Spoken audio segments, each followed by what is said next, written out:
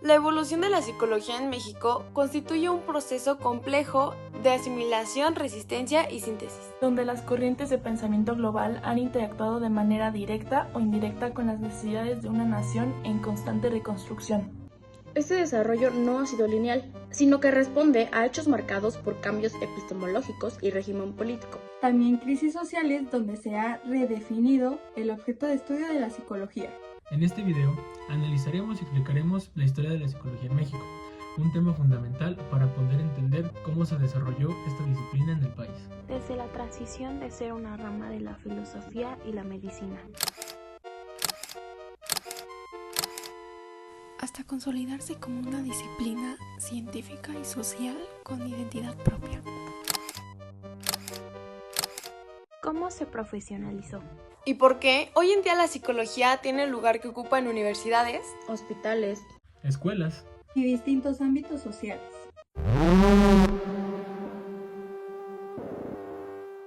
Muchas veces estudiamos teorías psicológicas europeas o estadounidenses, pero pocas veces nos detenemos a pensar cómo es que llegó la psicología a México, quiénes la impulsaron, o en qué contexto se desarrolló y qué problemas se enfrentó. Antes de eso, es importante aclarar algo. La psicología no surge de la nada. Antes de que se convirtiera en una ciencia independiente, los temas psicológicos se abordaban desde distintas disciplinas, como la filosofía, la medicina y la pedagogía. Durante el siglo XIX, en México existía un fuerte interés en comprender la mente humana. Pero este interés estaba principalmente ligado a explicaciones filosóficas o médicas. Todavía no se hablaba de la psicología como una ciencia autónoma. Todo comienza en...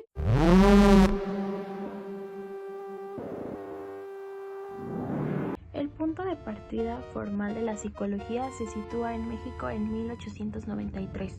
Cuando Ezequiel Chávez introduce por primera vez la asignatura de psicología en la Escuela Nacional Preparatoria. Chávez, un intelectual inquieto con profundas conexiones políticas, tradujo la obra de Edward Titchener y asimiló propuestas de William Wundt y William James, adaptándonos a la realidad educativa mexicana.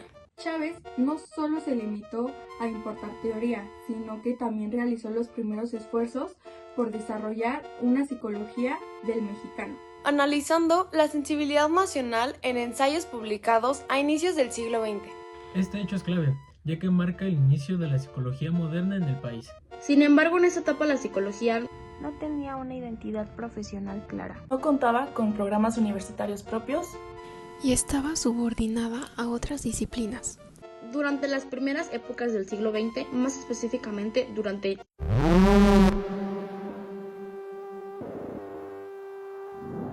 Bajo el régimen de Porfirio Díaz, la psicología se utilizó como una herramienta de modernización y control social. Esta se enseñaba principalmente como una psicología experimental, filosófica y educativa. En 1907 se fundó la efímera Sociedad Mexicana de Estudios Psicológicos, reflejado el interés por profesionalizar el campo. No obstante, los programas de este periodo solían ser discriminatorios a la problemática social, centrándose en procesos cognitivos superiores y mediciones estadísticas que ignoraban la desigualdad del México prerevolucionario. Las influencias teóricas provenían casi exclusivamente de Europa, sobre todo de Alemania y Francia. Autores como Wundt, Kuhn y posteriormente Freud influyeron en la forma en que se entendía la mente humana. Y después de un rato, por fin llegamos a...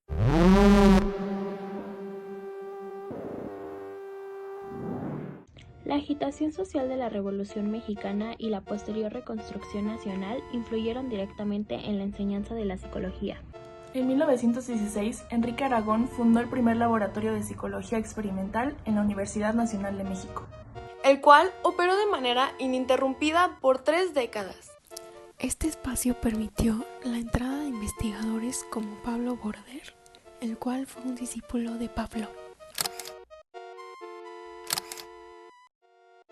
quien introdujo elementos del conductismo clásico antes de que éste se volviera hegemónico. Pero eso no fue suficiente, ya que tuvieron que pasar 26 años, más de 2 décadas, para que por fin, en 1937, la ahora ya conocida UNAM estableciera el primer plan de estudios para el grado de maestría en psicología, dado en la Facultad de Filosofía y Letras. Este periodo se caracteriza por una búsqueda de la autonomía disciplinaria. A su vez, la psicología comenzó a vincularse con la pedagogía y la higiene mental, alejándose totalmente del control médico estricto. Aunque los psiquiatras seguían siendo figuras dominantes en el currículo. Y tuvieron que pasar otros 10 años, y ni siquiera fue por parte de la UNAM, que en 1947 el doctor Rogelio Díaz Guerrero estableciera el primer departamento que impartía la licenciatura de psicología en el antes llamado Mexico City College, ahora la Universidad de las Américas. Ahora sí, 12 años después de que la UDLA impartiera la licenciatura en psicología, la UNAM en 1959 aprobó e implementó el primer plan de estudios para el título de licenciado en psicología, dado en la Facultad de Filosofía y Letras. Un logro impulsado por académicos como Ramón Parres y Raúl Rojas. Ya creada la carrera de psicología en la UNAM, Emilio Ribes fue el encargado de crear el plan de estudios. Este acontecimiento transforma completamente el panorama, ya que se empieza a formar psicólogos de manera sistemática. Se establecen planes de estudios propios y se define un perfil profesional. A partir de aquí, la psicología deja de ser un complemento de otras áreas y se convierte en una carrera universitaria independiente. También, por estos años, Erich Fromm se estableció en México, incorporando una visión marxista y humanista que influyó profundamente en los planes de estudio.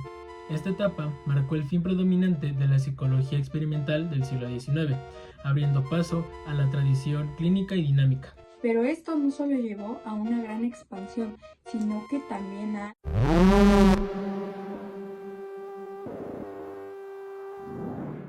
Durante los años 60, la psicología comienza a atraer cada vez más estudiantes. México estaba viviendo un proceso de modernización, crecimiento urbano y expansión del sistema educativo. El libro de 1961 del ya mencionado Díaz Guerrero, Estudios de Psicología del Mexicano, se convirtió en una obra de referencia, identificando factores como la obediencia afiliativa, la abnegación femenina y el machismo como ejes de la personalidad nacional. La psicología empieza a verse como una disciplina útil para resolver problemas educativos, atender la salud mental, mejorar el rendimiento laboral y analizar fenómenos sociales. Sin embargo, este crecimiento también trajo dos conflictos. Primero, no había un consenso claro sobre qué tipo de psicología debía enseñarse, ni qué corrientes teóricas eran más adecuadas para el contexto mexicano. Y segundo,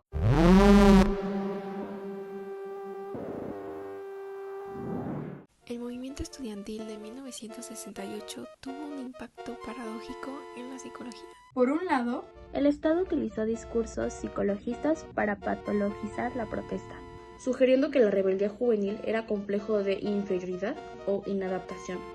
Por otro lado, la represión gubernamental generó una radicalización en las universidades, que favoreció la entrada a modelos críticos y científicos, que prometían mayor objetividad y utilidad social. En 1971, el ya mencionado Emilio Ribes lideró una transformación curricular en la UNAM, centrada en el análisis experimental de la conducta y el conductismo. Fundó el primer laboratorio de este tipo en 1972 y la Revista Mexicana de Análisis de la Conducta en 1975, promoviendo una psicología que se alejara de la especulación metafísica, el psicoanálisis y el humanismo. Y dicen que después de la tormenta viene la calma, y esta calma se tradujo en una...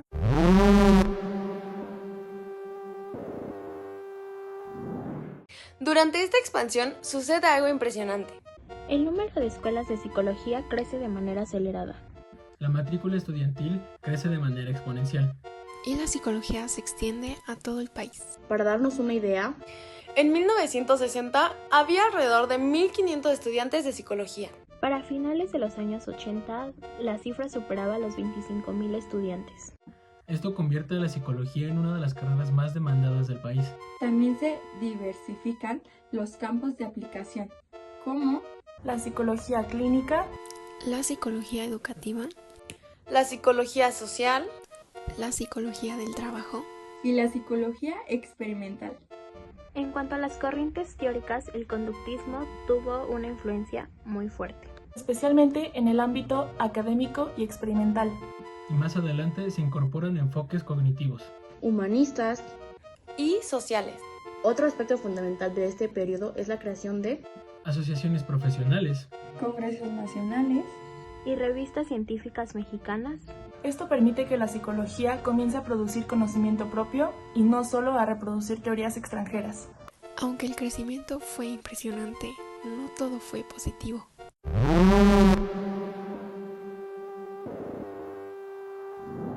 Uno de los principales problemas fue que la expansión no siempre estuvo acompañada de calidad académica. Muchas escuelas abrían sin suficientes profesores capacitados, infraestructura adecuada, ni proyectos de investigación sólidos.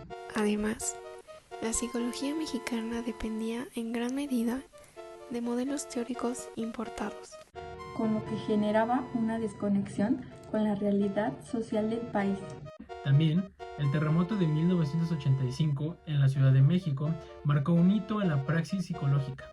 Ante la magnitud de la tragedia, psicólogos de la UNAM, encabezados por Josep Benavides y Benjamín Domínguez, abandonaron las aulas para atender a la población en crisis. De esta experiencia nació el reconocimiento de la resiliencia en la población mexicana y la necesidad de protocolos para el trastorno de estrés postraumático.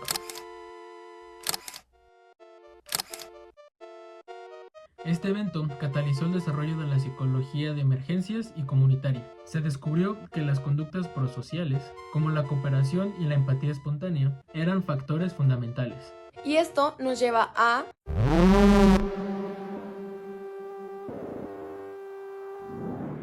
A partir de los años 90 y con mayor fuerza en la década de los 2010, la teoría histórico-cultural de Lev Vygotsky encontró un terreno fértil en México, particularmente en la UAP. Autores como Julia Solovieva y Luis Quintanar han sido fundamentales en la difusión de este paradigma. Este enfoque ha transformado la psicología educativa y la neuropsicología del país. El modelo histórico-cultural se ha presentado como una alternativa al constructivismo piagetiano, enfatizando en la actividad práctica y el papel del docente como mediador social. En 2023, la Facultad de Psicología de la UNAM implementó materias optativas con perspectiva de género, tales como género, feminismos, violencias y derechos humanos. epistemología feminista a la psicología. Este cambio fue impulsado por colectivos estudiantiles y académicos que buscaban erradicar la violencia sexogenérica dentro de la universidad. Proporcionar herramientas clínicas para atender a poblaciones diversas. La epistemología feminista ha entrado al aula para cuestionar la neutralidad de la ciencia y visibilizar cómo el patriarcado influye en la salud mental. Y ya hacia 2025, la disciplina se enfrenta al impacto de la inteligencia artificial. Están explorando aplicaciones de IA para el diagnóstico temprano de trastornos y el uso de realidad virtual en la terapia de exposición. No obstante, académicos como María Elena Medina señalan que el mayor reto sigue siendo la brecha de acceso a la salud mental. Esto por un país marcado por la violencia y la pobreza. La psicología del futuro en México se perfila como una ciencia que debe armonizar los avances neurocientíficos y tecnológicos con un compromiso ético y humanista inquebrantable. Ya está grabando. Ya creo que ya. Les quería hablar, de aquí más cerca, ¿no? Más para ya poder concluir el video, ¿no? Darle una conclusión reflexiva. Sí, vamos a ponernos un poco reflexivos. Miren, al recordar la historia de la psicología, claro, en nuestro país, no estamos simplemente hojeando un catálogo de teorías importadas o una lista de hitos institucionales.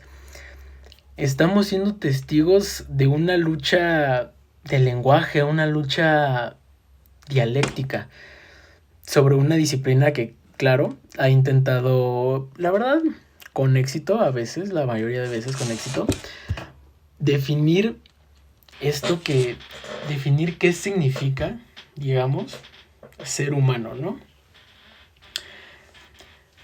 Desde sus cimientos, desde sus inicios, desde cuando todavía no era una ciencia como lo es ahora, en el Porfiriato, con figuras como Ezequiel Chávez.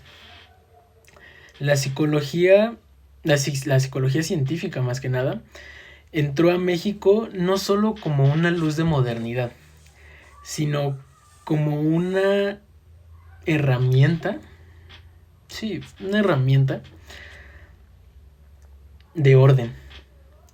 Durante décadas, la disciplina se refugió en una supuesta neutralidad, ignorando que al medir procesos cognitivos en un laboratorio, mientras afuera se rugía la revolución, había hambres, todo el mundo gritaba, ya estaba tomando una postura, esta postura neutral según, ¿no? Esta siendo la de la omisión, la de omitir, la de que ignorar, ¿no? Y el punto más fuerte, el punto más caliente de todo esto, de esta contradicción, la vivimos en 1968, perdón. Claro, es doloroso recordar cómo el discurso psicologista fue utilizado por el Estado para patologizar la protesta estudiantil, tratando de explicar la sed de justicia como un complejo de inferioridad o una neurosis de inadaptación. Aquí radica la primera gran lección.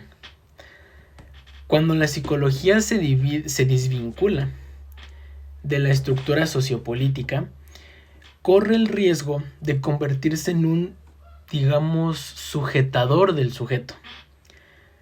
Una técnica de domesticación que busca que el individuo se adapte a un sistema enfermo en lugar de transformarlo. Claro, no podemos ignorar el valor disruptivo de Rogelio Díaz Guerrero. Su esfuerzo por entender estas premisas sociohistórico-culturales fue analizar o tratar de entender todas estas premisas. Fue el primer gran grito de independencia frente al colonialismo intelectual de Europa y Estados Unidos, principalmente de Europa, claro. Sin embargo, desde una mirada contemporánea, debemos preguntarnos si esa psicología del mexicano no terminó a veces reforzando más estereotipos. De esto al describir cómo rasgos constitutivos, en lugar de denunciarlos como productos de una opresión histórica. La psicología mexicana del siglo XXI tiene una tarea de rescatar este espíritu de Díaz Guerrero, pero no para generar más estereotipos, sino para generar saberes nativos y, como lo dije, sin caer en un esencialismo o un estereotipo que nos impida cuestionar las estructuras de poder que nos moldean. La verdadera mayoría de edad de nuestra profesión, el tiempo, esta época donde la psicología en verdad maduró, no ocurrió en un aula, no ocurrió en un salón, en un laboratorio de la UNAM, de la UAP, de la USLAP, no, sino en las calles, tras el terremoto de 1985. Fue ahí donde la psicología abandonó la comodidad de la clínica, la comodidad del laboratorio, del aula, para reconocer la resiliencia colectiva y la potencia de una comunidad. Este hito nos recordó que el psicólogo no es un experto que otorga salud desde arriba, sino un mediador social que debe aprender de los saberes populares. Hoy, hacia 2025, enfrentamos transformaciones que no pueden ser solo reformas curriculares de papel, delgadas, frágiles. La incorporación de la perspectiva de género en la UNAM y otras universidades, claro, es una victoria histórica, pero no debe ser un accesorio, la crítica feminista nos obliga a reconocer que la salud mental también es cuestión de derechos humanos, cuestionando una ciencia que históricamente sí ha silenciado a las mujeres. Es un poco paradójico que lo diga yo como hombre, pero al final es la verdad, ¿no? Al mismo tiempo, debemos estar alerta ante la mercantilización de la subjetividad, vamos a decirlo así. En esta era neoliberal, claro, autores como Enrique Günsberg nos advierten que hoy la psicología puede ser usada para convertir el sufrimiento social en un problema individual, donde la autoayuda y el bienestar corporativo ocultan la precarización de la vida. El reto frente a la inteligencia artificial y la salud digital no es solo técnico, es ético. Nos llegamos a preguntar si usaremos estas herramientas para democratizar la salud o para profundizar la violencia y el control de la conducta. Ya para cerrar, ahora sí ya el video, me gustaría cerrar con esto, ¿no? La historia de la psicología en México nos enseña que no hay salud mental posible sin justicia social. Desde su llegada a México en 1893, pasando por la creación de la carrera en 1957, después por crisis como la del 68 o la del 85, hasta la actualidad. El hilo conductor debe ser el compromiso con la liberación del sujeto. Ser psicólogo en México hoy no es solo diagnosticar o tratar, es tener la valentía de mirar el bosque sin olvidar el árbol. Es entender que nuestra disciplina solo tiene sentido si sirve para que el pueblo mexicano sea, como dice la máxima histórico-cultural, culto para ser libre. Y se los voy a dejar así. La psicología mexicana del futuro tiene de dos. O será social, intercultural y feminista, o simplemente va a ser la ciencia, más bien, o simplemente no será la ciencia que nuestro país necesita. Muchas gracias.